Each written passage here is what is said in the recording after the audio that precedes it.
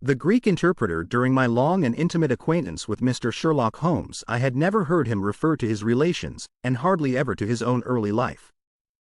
This reticence upon his part had increased the somewhat inhuman effect which he produced upon me, until sometimes I found myself regarding him as an isolated phenomenon, a brain without a heart, as deficient in human sympathy as he was preeminent in intelligence. His aversion to women and his disinclination to form new friendships were both typical of his unemotional character, but not more so than his complete suppression of every reference to his own people. I had come to believe that he was an orphan with no relatives living, but one day, to my very great surprise, he began to talk to me about his brother. It was after tea on a summer evening, and the conversation, which had roamed in a desultory, spasmodic fashion from golf clubs to the causes of the change in the obliquity of the ecliptic, came round at last to the question of atavism and hereditary aptitudes.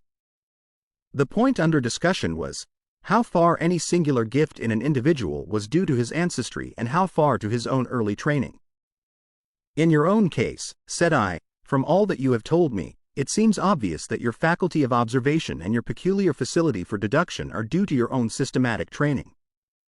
To some extent, he answered, thoughtfully. My ancestors were country squires, who appear to have led much the same life as is natural to their class. But, none the less, my turn that way is in my veins, and may have come with my grandmother, who was the sister of Vernet, the French artist. Art in the blood is liable to take the strangest forms. But how do you know that it is hereditary? Because my brother Mycroft possesses it in a larger degree than I do. This was news to me indeed. If there were another man with such singular powers in England, how was it that neither police nor public had heard of him? I put the question, with a hint that it was my companion's modesty which made him acknowledge his brother as his superior. Holmes laughed at my suggestion. My dear Watson, said he, I cannot agree with those who rank modesty among the virtues. To the logician all things should be seen exactly as they are, and to underestimate oneself is as much a departure from truth as to exaggerate one's own powers. When I say, therefore, that Mycroft has better powers of observation than I, you may take it that I am speaking the exact and literal truth. Is he your junior? 7 years my senior. How comes it that he is unknown? Oh, he is very well known in his own circle. Where, then? Well, in the Diogenes Club, for example. I had never heard of the institution, and my face must have proclaimed as much, for Sherlock Holmes pulled out his watch. The Diogenes Club is the queerest club in London, and Mycroft one of the queerest men. He's always there from 4:45 to 7:50. It's 6 now, so if you care for a stroll this beautiful evening I shall be very happy to introduce you to 2 curiosities. 5 minutes later we were in the street, walking towards Regent's Circus. You wonder, said my companion, why it is that Mycroft does not use his powers for detective work. He is incapable of it. But I thought you said, I said that he was my superior in observation and deduction. If the art of the detective began and ended in reasoning from an armchair, my brother would be the greatest criminal agent that ever lived. But he has no ambition and no energy. He will not even go out of his way to verify his own solution, and would rather be considered wrong than take the trouble to prove himself right. Again and again I have taken a problem to him, and have received an explanation which has afterwards proved to be the correct one. And yet he was absolutely incapable of working out the practical points which must be gone into before a case could be laid before a judge or jury. It is not his profession, then? By no means. What is to me a means of livelihood is to him the merest hobby of a dilettante. He has an extraordinary faculty for figures, and audits the books in some of the government departments. Mycroft lodges in Pall Mall, and he walks round the corner into Whitehall every morning and back every evening. From year's end to year's end he takes no other exercise, and is seen nowhere else, except only in the Diogenes Club, which is just opposite his rooms. I cannot recall the name. Very likely not. There are many men in London, you know, who, some from shyness, some from misanthropy, have no wish for the company of their fellows. Yet they are not averse to comfortable chairs and the latest periodicals. It is for the convenience of these that the Diogenes Club was started, and it now contains the most unsociable and unclubbable men in town. No member is permitted to take the least notice of any other one. Save in the stranger's room, no talking is, under any circumstances, allowed, and 3 offenses, if brought to the notice of the committee, render the talker liable to expulsion. My brother was one of the founders, and I have myself found it a very soothing atmosphere. We had reached Pall Mall as we talked, and were walking down it from the St. James's End. Sherlock Holmes stopped at a door some little distance from the Carlton, and, cautioning me not to speak, he led the way into the hall. Through the glass paneling I caught a glimpse of a large and luxurious room, in which a considerable number of men were sitting about and reading papers, each in his own little nook. Holmes showed me into a small chamber which looked out into Pall Mall, and then, leaving me for a minute, he came back with a companion whom I knew could only be his brother. Mycroft Holmes was a much larger and stouter man than Sherlock. His body was absolutely corpulent, but his face, though massive, had preserved something of the sharpness of expression which was so remarkable in that of his brother. His eyes, which were of a peculiarly light, watery gray, seemed to always retain that far-away, introspective look which I had only observed in Sherlock's when he was exerting his full powers. "I am glad to meet you, sir," said he, putting out a broad, fat hand like the flipper of a seal. "I hear of Sherlock everywhere since you became his chronicler. By the way, Sherlock, I expected to see you round last week, to consult me over that Manor House case. I thought you might be a little out of your depth." "No, I solved it," said my friend, smiling. "It was Adams, of course." "Yes, it was Adams. I was sure of it from the first." The two sat down together in the bow window of the club. "To anyone who wishes to study mankind, this is the spot," said Mycroft. "Look at the magnificent types. Look at these 2 men who are coming towards us, for example." "The billiard marker and the other?" "Precisely. What do you make of the other?" The 2 men had stopped opposite the window. Some chalk marks over the waistcoat pocket were the only signs of billiards which I could see in one of them. The other was a very small, dark fellow, with his hat pushed back and several packages under his arm. "An old soldier, I perceive," said Sherlock. "And very recently discharged," remarked the brother. "Served in India, I see. And a non-commissioned officer. Royal Artillery, I fancy," said Sherlock. "And a widower. But with a child. Children, my dear boy, children." "Come," said I, laughing, "this is a little too much." "Surely," answered Holmes, "it is not hard to say that a man with that bearing, expression of authority, and sun-baked skin, is a soldier, is more than a private, and is not long from India. That he has not left the service long is shown by his still wearing his ammunition boots, as they are called," observed Mycroft. "He had not the cavalry stride, yet he wore his hat on one side, as is shown by the lighter skin of that side of his brow. His weight is against his being a sapper. He is in the artillery. Then, of course, his complete mourning shows that he has lost someone very dear. The fact that he is doing his own shopping looks as though it were his wife. He has been buying things for children, you perceive. There is a rattle, which shows that one of them is very young. The wife probably died in childbed. The fact that he has a picture book under his arm shows that there is another child to be thought of." I began to understand what my friend meant when he said that his brother possessed even keener faculties than he did himself. He glanced across at me and smiled. Mycroft took snuff from a tortoise-shell box, and brushed away the wandering grains from his coat front with a large, red silk handkerchief. "By the way, Sherlock," said he, "I have had something quite after your own heart, a most singular problem, submitted to my judgment. I really had not the energy to follow it up save in a very incomplete fashion, but it gave me a basis for some pleasing speculation. If you would care to hear the facts, my dear Mycroft, I should be delighted." The brother scribbled a note upon a leaf of his pocketbook, and, ringing the bell, he handed it to the waiter. "I have asked Mr. Melas to step across," said he. "He lodges on the floor above me, and I have some slight acquaintance with him, which led him to come to me in his perplexity. Mr. Milos is a Greek by extraction, as I understand, and he is a remarkable linguist. He earns his living partly as interpreter in the law courts and partly by acting as guide to any wealthy Orientals who may visit the Northumberland Avenue hotels. I think I will leave him to tell his very remarkable experience in his own fashion. A few minutes later we were joined by a short, stout man whose olive face and coal-black hair proclaimed his southern origin, though his speech was that of an educated Englishman. He shook hands eagerly with Sherlock Holmes, and his dark eyes sparkled with pleasure when he understood that the specialist was anxious to hear his story. "I do not believe that the police credit me, on my word, I do not," said he in a wailing voice. "Just because they have never heard of it before, they think that such a thing cannot be. But I know that I shall never be easy in my mind until I know what has become of my poor man with the sticking plaster upon his face." "I am all attention," said Sherlock Holmes. "This is Wednesday evening," said Mr. Milos. "Well then, it was Monday night, only 2 days ago, you understand, that all this happened.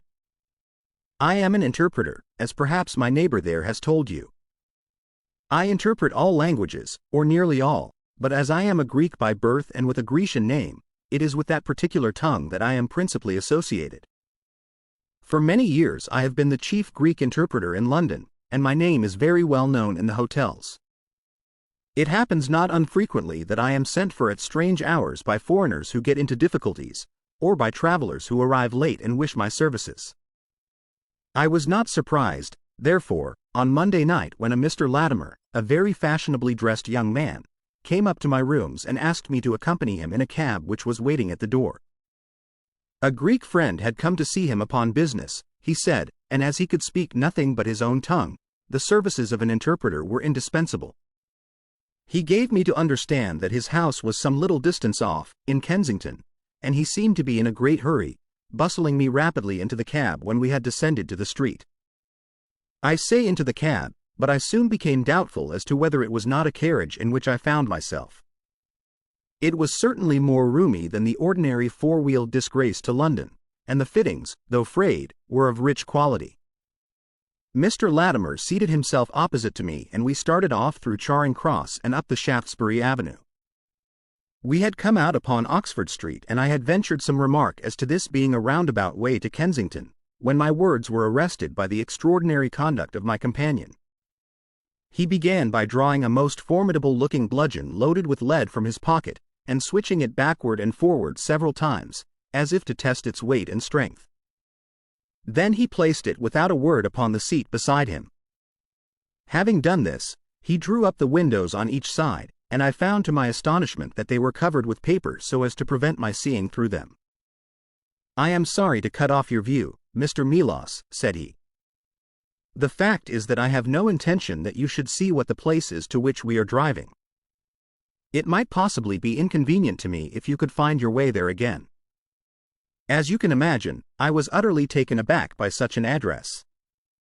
My companion was a powerful, broad-shouldered young fellow, and, apart from the weapon, I should not have had the slightest chance in a struggle with him. "This is very extraordinary conduct, Mr. Latimer," I stammered. "You must be aware that what you are doing is quite illegal." "It is somewhat of a liberty, no doubt," said he, "but we'll make it up to you. I must warn you, however, Mr. Milos, that if at any time tonight you attempt to raise an alarm or do anything which is against my interests, you will find it a very serious thing. I beg you to remember that no one knows where you are, and that, whether you are in this carriage or in my house, you are equally in my power." His words were quiet, but he had a rasping way of saying them which was very menacing. I sat in silence wondering what on earth could be his reason for kidnapping me in this extraordinary fashion. Whatever it might be, it was perfectly clear that there was no possible use in my resisting, and that I could only wait to see what might befall. For nearly 2 hours we drove without my having the least clue as to where we were going. Sometimes the rattle of the stones told of a paved causeway, and at others our smooth, silent course suggested asphalt, but, save by this variation in sound, there was nothing at all which could in the remotest way help me to form a guess as to where we were. The paper over each window was impenetrable to light, and a blue curtain was drawn across the glass work in front. It was 7:15 when we left Pall Mall, and my watch showed me that it was 10 minutes to 9 when we at last came to a standstill. My companion let down the window, and I caught a glimpse of a low, arched doorway with a lamp burning above it. As I was hurried from the carriage, it swung open, and I found myself inside the house, with a vague impression of a lawn and trees on each side of me as I entered. Whether these were private grounds, however, or bona fide country was more than I could possibly venture to say.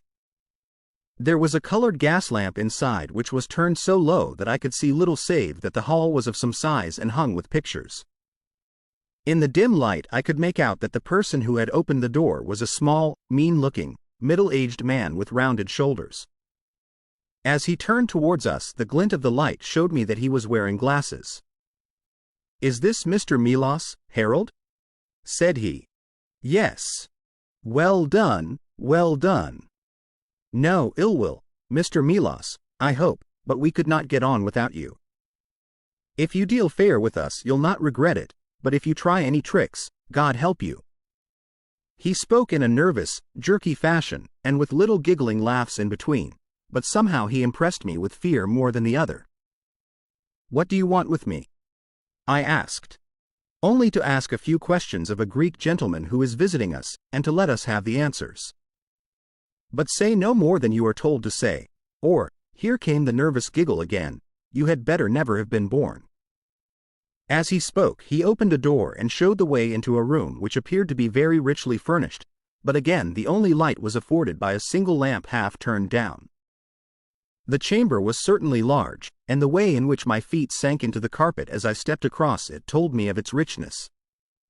I caught glimpses of velvet chairs, a high white marble mantelpiece, and what seemed to be a suit of Japanese armor at one side of it. There was a chair just under the lamp, and the elderly man motioned that I should sit in it.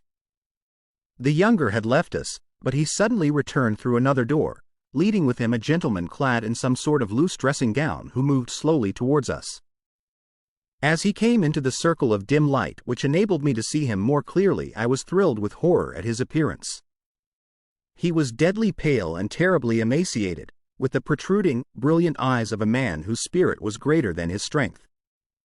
But what shocked me more than any signs of physical weakness was that his face was grotesquely criss-crossed with sticking plaster, and that one large pad of it was fastened over his mouth. "Have you the slate, Harold?" cried the older man, as this strange being fell rather than sat down into a chair. "Are his hands loose? Now, then, give him the pencil. You are to ask the questions, Mr. Melas, and he will write the answers.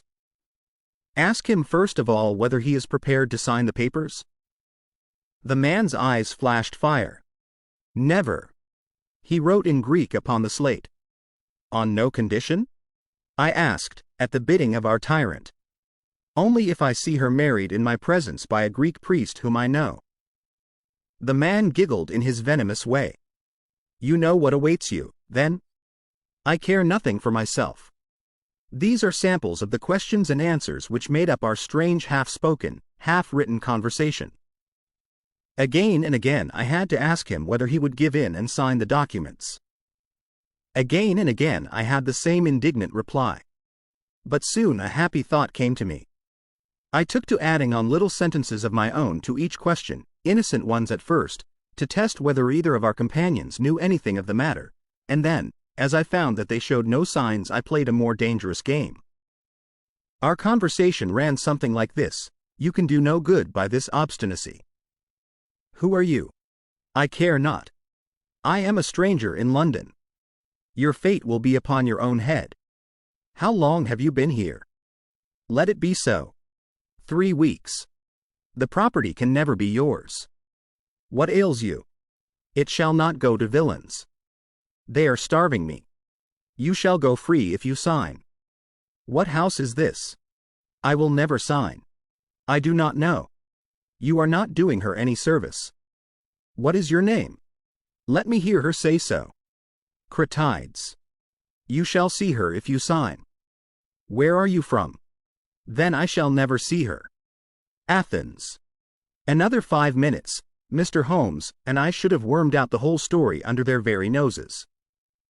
My very next question might have cleared the matter up, but at that instant the door opened and a woman stepped into the room. I could not see her clearly enough to know more than that she was tall and graceful, with black hair, and clad in some sort of loose white gown. "Harold," said she, speaking English with a broken accent. "I could not stay away longer. It is so lonely up there with only, oh, my God, it is Paul." These last words were in Greek, and at the same instant the man with a convulsive effort tore the plaster from his lips, and screaming out, "Sophie! Sophie!" rushed into the woman's arms. Their embrace was but for an instant, however, for the younger man seized the woman and pushed her out of the room, while the elder easily overpowered his emaciated victim and dragged him away through the other door. For a moment I was left alone in the room, and I sprang to my feet with some vague idea that I might in some way get a clue to what this house was in which I found myself. Fortunately, however, I took no steps, for looking up I saw that the older man was standing in the doorway with his eyes fixed upon me. "That will do, Mr. Milos," said he. "You perceive that we have taken you into our confidence over some very private business. We should not have troubled you, only that our friend who speaks Greek and who began these negotiations has been forced to return to the East. It was quite necessary for us to find someone to take his place, and we were fortunate in hearing of your powers." I bowed. "There are 5 sovereigns here," said he, walking up to me, "which will, I hope, be a sufficient fee. But remember," he added, tapping me lightly on the chest and giggling, "if you speak to a human soul about this, one human soul, mind, well, may God have mercy upon your soul."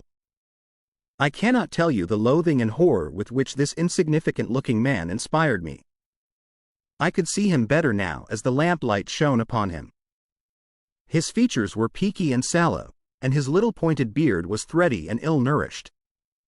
He pushed his face forward as he spoke, and his lips and eyelids were continually twitching like a man with St. Vitus's dance.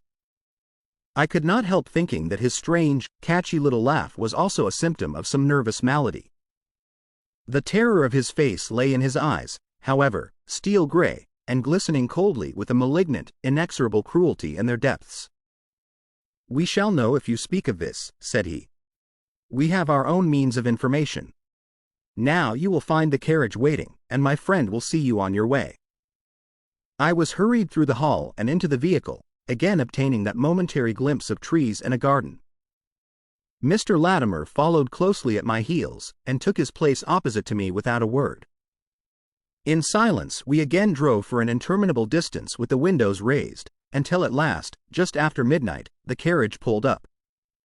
"You will get down here, Mr. Milos," said my companion. "I am sorry to leave you so far from your house, but there is no alternative. Any attempt upon your part to follow the carriage can only end in injury to yourself."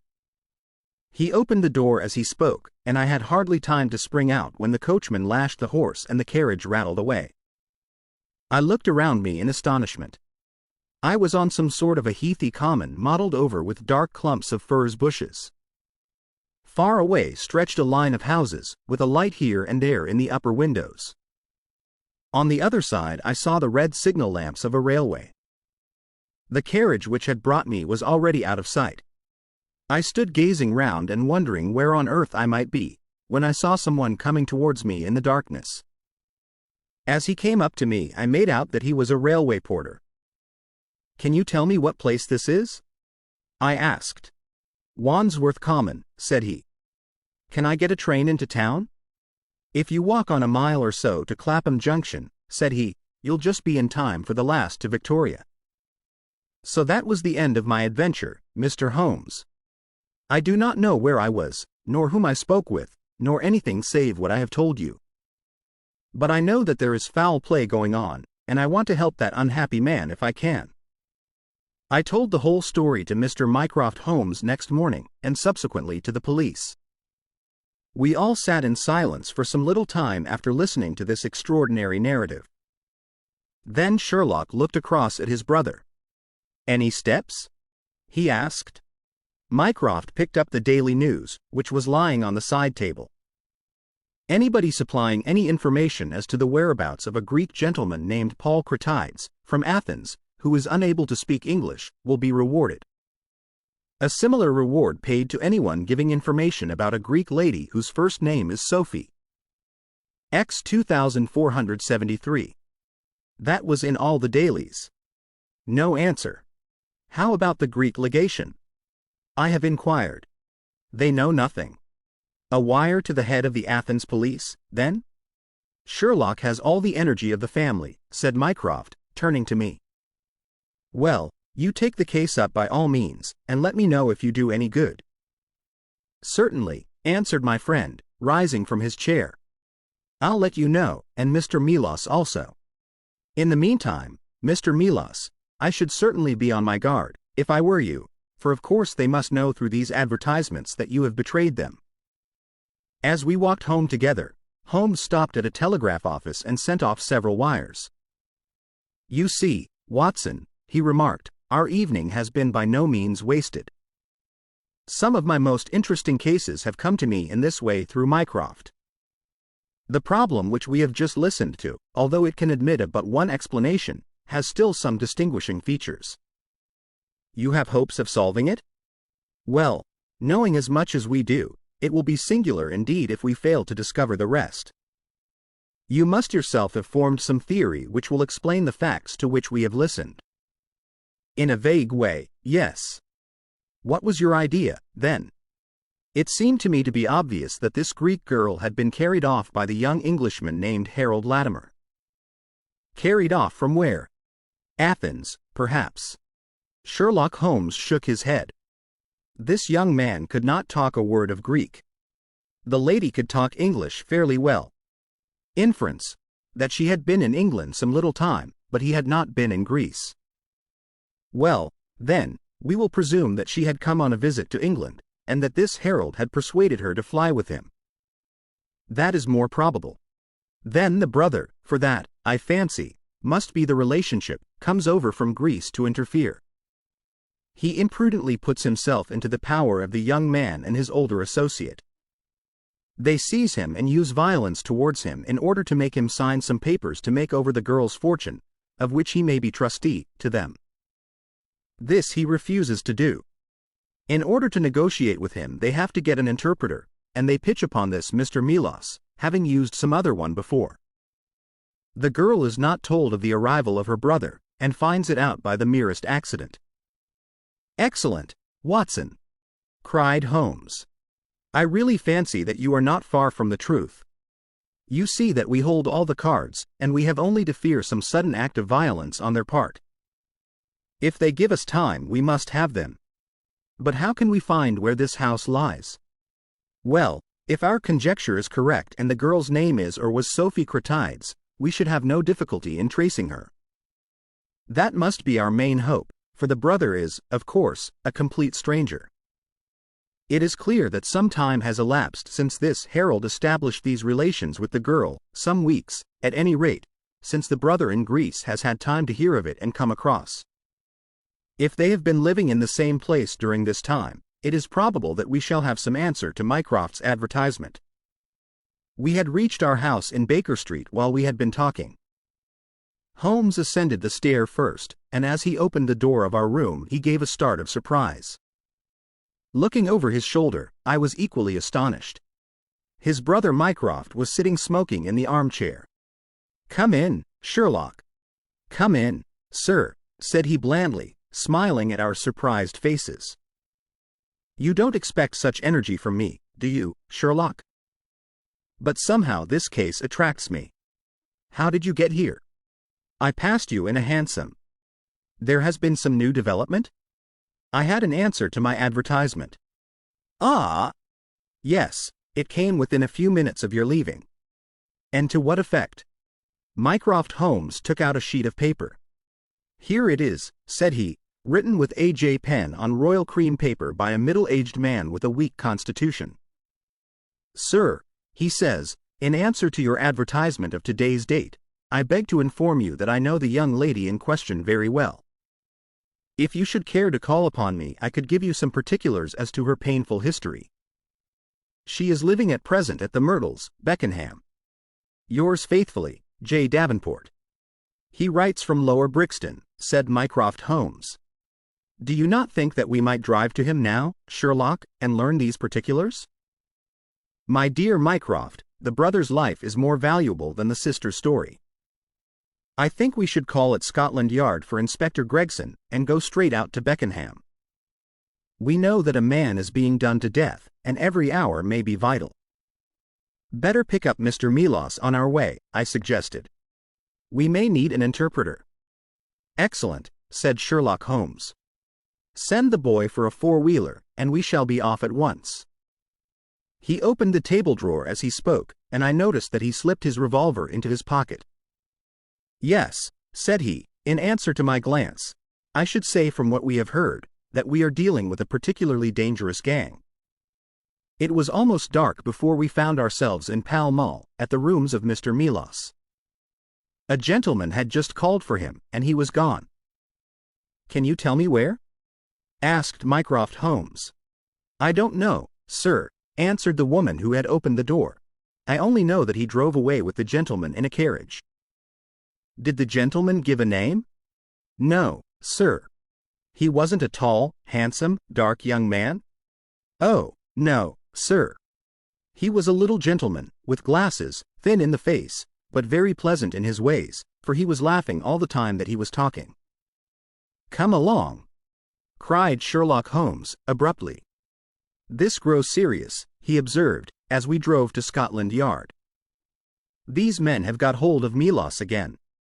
He is a man of no physical courage, as they are well aware from their experience the other night. This villain was able to terrorize him the instant that he got into his presence. No doubt they want his professional services, but, having used him, they may be inclined to punish him for what they will regard as his treachery. Our hope was that, by taking train, we might get to Beckenham as soon or sooner than the carriage. On reaching Scotland Yard, however, it was more than an hour before we could get Inspector Gregson and comply with the legal formalities which would enable us to enter the house. It was 10:15 before we reached London Bridge, and past before the four of us alighted on the Beckenham platform. A drive of half a mile brought us to the Myrtles, a large, dark house standing back from the road in its own grounds. Here we dismissed our cab, and made our way up the drive together. The windows are all dark, remarked the inspector. The house seems deserted. Our birds are flown and the nest empty, said Holmes. Why do you say so? A carriage heavily loaded with luggage has passed out during the last hour. The inspector laughed. I saw the wheel tracks in the light of the gate lamp, but where does the luggage come in? You may have observed the same wheel tracks going the other way. But the outward bound ones were very much deeper, so much so that we can say for a certainty that there was a very considerable weight on the carriage. You get a trifle beyond me there, said the inspector, shrugging his shoulder. It will not be an easy door to force, but we will try if we cannot make someone hear us. He hammered loudly at the knocker and pulled at the bell, but without any success. Holmes had slipped away, but he came back in a few minutes. I have a window open, said he. It is a mercy that you are on the side of the force, and not against it, Mr. Holmes, remarked the inspector, as he noted the clever way in which my friend had forced back the catch. Well, I think that under the circumstances we may enter without an invitation. One after the other we made our way into a large apartment, which was evidently that in which Mr. Melas had found himself. The inspector had lit his lantern, and by its light we could see the two doors, the curtain, the lamp, and the suit of Japanese mail as he had described them. On the table lay 2 glasses, an empty brandy bottle, and the remains of a meal. What is that? Asked Holmes, suddenly. We all stood still and listened. A low moaning sound was coming from somewhere over our heads. Holmes rushed to the door and out into the hall. The dismal noise came from upstairs. He dashed up, the inspector and I at his heels, while his brother Mycroft followed as quickly as his great bulk would permit. 3 doors faced up upon the second floor, and it was from the central of these that the sinister sounds were issuing, sinking sometimes into a dull mumble and rising again into a shrill whine. It was locked, but the key had been left on the outside. Holmes flung open the door and rushed in, but he was out again in an instant, with his hand to his throat. "It's charcoal," he cried. "Give it time. It will clear." Peering in, we could see that the only light in the room came from a dull blue flame which flickered from a small brass tripod in the center. It threw a livid, unnatural circle upon the floor, while in the shadows beyond we saw the vague loom of two figures which crouched against the wall. From the open door there reeked a horrible poisonous exhalation which set us gasping and coughing. Holmes rushed to the top of the stairs to draw in the fresh air, and then, dashing into the room, he threw up the window and hurled the brazen tripod out into the garden. "We can enter in a minute," he gasped, darting out again. "Where is a candle? I doubt if we could strike a match in that atmosphere. Hold the light at the door and we shall get them out, Mycroft." Now! With a rush we got to the poisoned men and dragged them out into the well-lit hall. Both of them were blue-lipped and insensible, with swollen, congested faces and protruding eyes. Indeed, so distorted were their features that, save for his black beard and stout figure, we might have failed to recognize in one of them the Greek interpreter who had parted from us only a few hours before at the Diogenes Club. His hands and feet were securely strapped together, and he bore over one eye the marks of a violent blow. The other, who was secured in a similar fashion, was a tall man in the last stage of emaciation, with several strips of sticking plaster arranged in a grotesque pattern over his face. He had ceased to moan as we laid him down, and a glance showed me that for him at least our aid had come too late.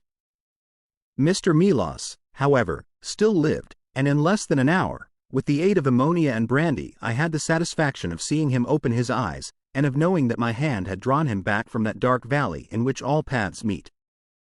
It was a simple story which he had to tell, and one which did but confirm our own deductions. His visitor, on entering his rooms, had drawn a life-preserver from his sleeve, and had so impressed him with the fear of instant and inevitable death that he had kidnapped him for the second time. Indeed, it was almost mesmeric, the effect which this giggling ruffian had produced upon the unfortunate linguist, for he could not speak of him save with trembling hands and a blanched cheek. He had been taken swiftly to Beckenham, and had acted as interpreter in a second interview, even more dramatic than the first, in which the two Englishmen had menaced their prisoner with instant death if he did not comply with their demands. Finally, finding him proof against every threat, they had hurled him back into his prison, and after reproaching Melas with his treachery, which appeared from the newspaper advertisement, they had stunned him with a blow from a stick, and he remembered nothing more until he found us bending over him. And this was the singular case of the Grecian interpreter, the explanation of which is still involved in some mystery. We were able to find out, by communicating with the gentleman who had answered the advertisement, that the unfortunate young lady came of a wealthy Grecian family, and that she had been on a visit to some friends in England. While there she had met a young man named Harold Latimer, who had acquired an ascendancy over her and had eventually persuaded her to fly with him.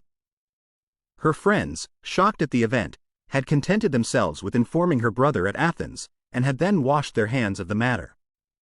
The brother, on his arrival in England, had imprudently placed himself in the power of Latimer and of his associate, whose name was Wilson Kemp, a man of the foulest antecedents. These two, finding that through his ignorance of the language he was helpless in their hands, had kept him a prisoner, and had endeavored by cruelty and starvation to make him sign away his own and his sister's property. They had kept him in the house without the girl's knowledge, and the plaster over the face had been for the purpose of making recognition difficult in case she should ever catch a glimpse of him.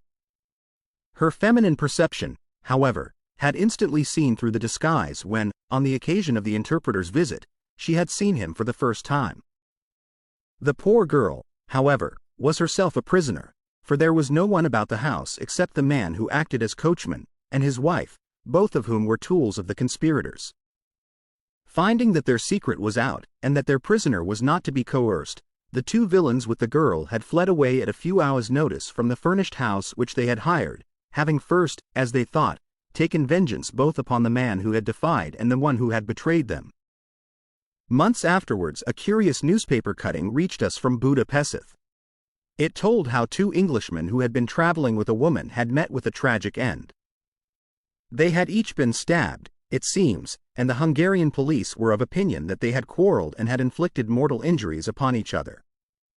Holmes, however, is, I fancy, of a different way of thinking, and holds to this day that, if one could find the Grecian girl, one might learn how the wrongs of herself and her brother came to be avenged.